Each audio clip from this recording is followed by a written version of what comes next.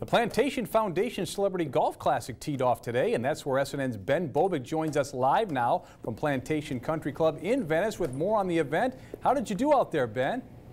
Well, Grant, unfortunately, I brought my camera today and not my clubs. But, I mean, everybody was here. We had people who played in World Series, Rose Bowls, and plenty of Hall of Famers. And getting them here is a pretty easy task. Even a few of the legends feel like a kid again, hanging out with some of their favorite players.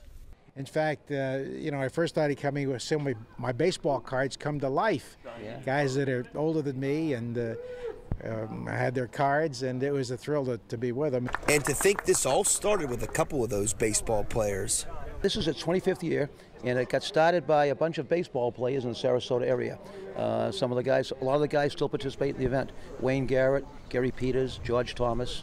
They got together and started this, and then it evolved into this. Former Boston news anchor Natalie Jacobson, who to some is just as popular as any of the Boston athletes participating, says there's nothing better than reliving some of those memories. It's a lot of fun. You relive certain games and relive the fact that you're all on the same team, meaning a Boston team. Yeah. Everyone is on the same team in an event like this. Since the start, they've donated close to $2.7 million for over 40 charities. And best believe this year is no different.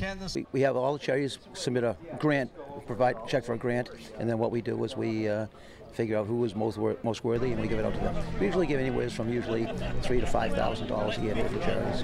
What's better than raising a few bucks for a good cause and doing it with some guys and gals from the glory days? It's sort of like a reunion. It's almost like a high school or a college reunion for these guys. They get back, and most every guy here, especially in the baseball field, has either roomed with or played against or played with some of these other celebrities that are here. And it just gives you an opportunity to exchange stories, and the reality of life, it's always great looking for the next laugh.